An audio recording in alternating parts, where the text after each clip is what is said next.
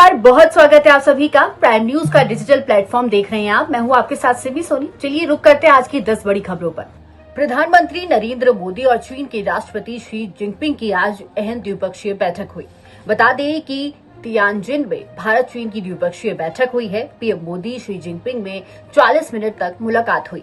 Jinping से मुलाकात के बाद पीएम मोदी ने कहा कि पिछले साल कजवान में हुई बातचीत सफल रही, जिससे भारत और चीन के रिश्तों को सकारात्मक दिशा मिली है।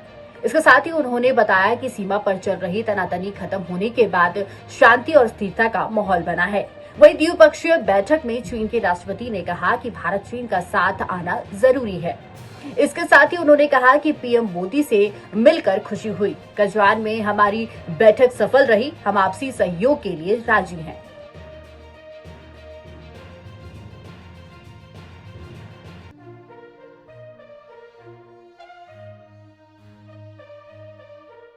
वहीं विदेश मंत्री एस जयशंकर ने फिनलैंड के विदेश मंत्री से फोन पर बातचीत में कहा कि रूस यूक्रेन युद्ध को लेकर भारत को गलत तरीके से निशाना नहीं बनाया जाना चाहिए।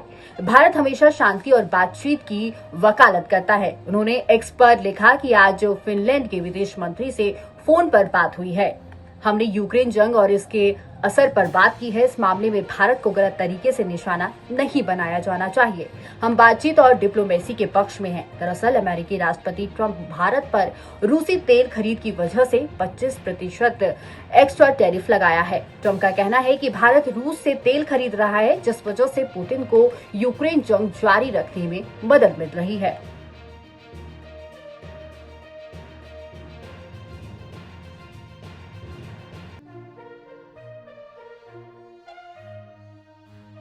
सोशल मीडिया प्लेटफॉर्म एक्स पर अमेरिकी राष्ट्रपति डोनाल्ड ट्रंप की सेहत से जुड़े पोस्ट ट्रेंड कर रही हैं। इन पोस्ट में ट्रंप इज डेड लिखा है। शनिवार को ट्रंप की मौत से जुड़े 60,000 से ज्यादा पोस्ट शेयर किए गए हैं। जुलाई में 79 साल के ट्रंप के हाथ पर चोट के निशान और पैरों में सूजन की तस्वीरें सामने आने के बाद से ही उनकी सेहत चर्चा में हो गई। व्हाइट हाउस ने उस समय इन अफवाहों को खारिज किया था और अब 27 अगस्त को उपराष्ट्रपति जेडी वेंस के इंटरव्यू के बाद ट्रंप के सेहत पर फिर बहस तेज हो गई है। दरअसल वेंस ने यूएसए टुडे को कहा था कि किसी भी बुरी परिस्थिति में वो देश का नेतृत्व करने के लिए तैयार हैं। हालांकि उन्होंने ये भी कहा कि अभी ट्रंप पूरी तरह ठीक हैं। फिलहाल व्हाइट हाउस ने इस अफवाह पर कोई टिप्पणी नहीं की है।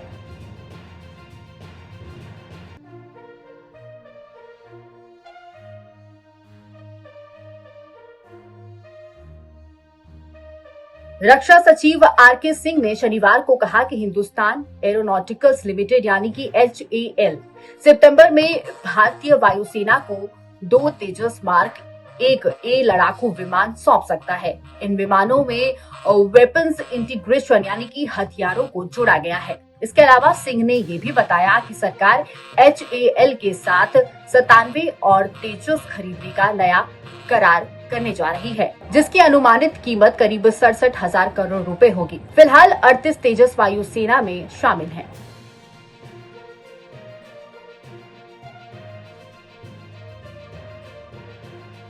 दिल्ली में fit India Sunday on cycling कार्यक्रम का आयोजन हुआ। मनसुख मांडविया ने कार्यक्रम में हिस्सा लिया। इस दौरान उन्होंने साइकिल भी चलाई।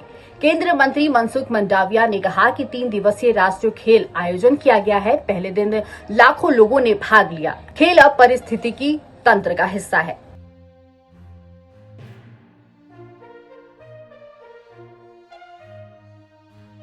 सीएम योगी की तारीफ के बाद एसपी से निष्कासित हुई और हाल फिलहाल चर्चा में बनी हुई विधायक पूजा पाल को लेकर सोशल मीडिया पर अपमानजनक और अभद्र टिप्पणी करने वाले आरोपी को पुलिस ने गिरफ्तार कर लिया है। आरोपी की पहचान उमेश कुमार यादव के रूप में हुई है, जिसे कर्नलगंज थाना पुलिस ने सीजी जोन के कल्ला चुनी इलाके से गिरफ्तार किया है। वहीं एसपी कर्नलगंज राजीव यादव के नेतृत्व में पुलिस टीम ने ये कार्यवाही की है और जांच में ये सामने आया है कि उमेश कुमार यादव प्रतापगढ़ के लालगंज थाना क्षेत्र का निवासी है। फिलहाल पुलिस आरोपी से पूछताछ कर रही है।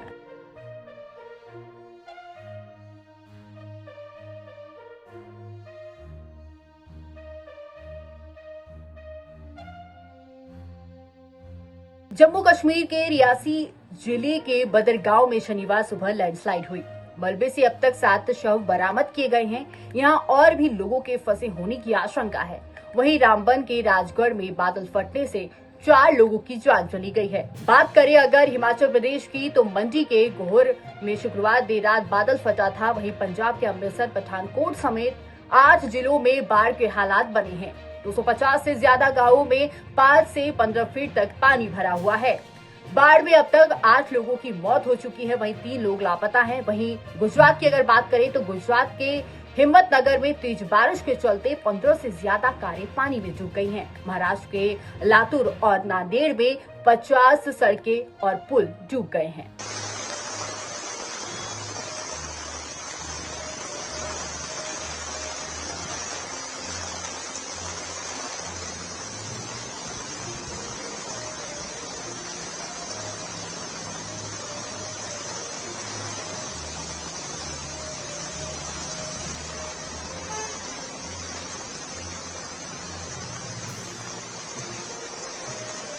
जम्मू कश्मीर के कटरा में बारिश के कारण वैष्णो देवी यात्रा 5 दिन से रुकी हुई है। 26 अगस्त को यात्रा रूट पर लैंडस्लाइड में 34 लोगों की मौत हो गई थी। भारी बारिश और भूस्खलन ने मां वैष्णो देवी यात्रा को पूरी तरह से प्रभावित कर दिया है। यात्रियों की सुरक्षा को देखते हुए माता वैष्णो देवी श्राइन बोर्ड प्रशासन ने यात्रा को स्थगित रखने का निर्णय लिया है। जम्मू कश्मीर में भी भारी बारिश और बाढ़ ने तबाही मचाई हुई है। ऐसे में जम्मू कश्मीर में लगातार बारिश की वजह से हुए भूस्खलन के बाद माता वैष्णो देवी यात्रा लगातार 5वें दिन भी स्थगित रही। मैं आपको बता दें कि ये फैसला भक्तों की सुरक्षा को ध्यान में रखते हुए लिया गया है। मौसम साफ होने पर फिर से माता वैष्णो देवी की यात्रा सुचारू किया जाएगा।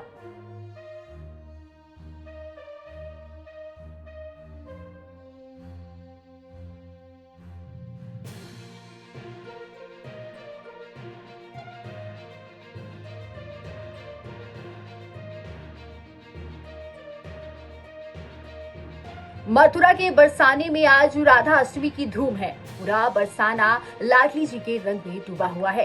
यहाँ की गलियों में राधा राधा की गूंज है और भक्त सखी और श्री कृष्ण के रूप में मंदिर पहुँच रहे हैं, जहाँ लाखों श्रद्धालु दूर दूर से दर्शन के लिए पहुँच रहे हैं और पूरे क्षेत्र में राधे राधे के जयकार गूंज रहे हैं।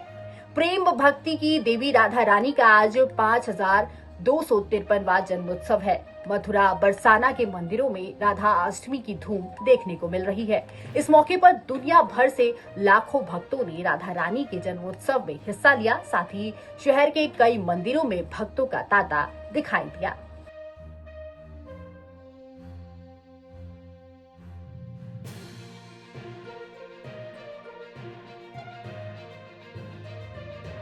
वहीं भोजपुरी स्टार पवन सिंह विवादों में फंस गए हैं। लखनऊ में हुए एक इवेंट में उन्होंने एक्ट्रेस अंजलि राघव की कमर को छुआ, जिसके बाद बवाल मच गया। हर तरफ उनकी आलोचना हुई।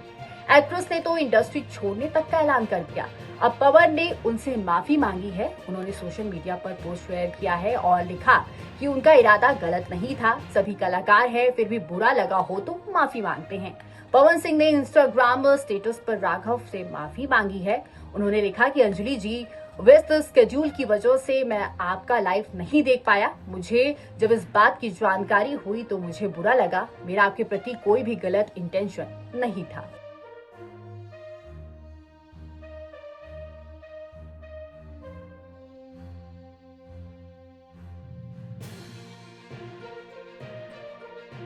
ऐसी और भी खबरों के लिए जुड़े रहे प्राइम न्यूज के डिजिटल प्लेटफॉर्म के साथ। नमस्कार।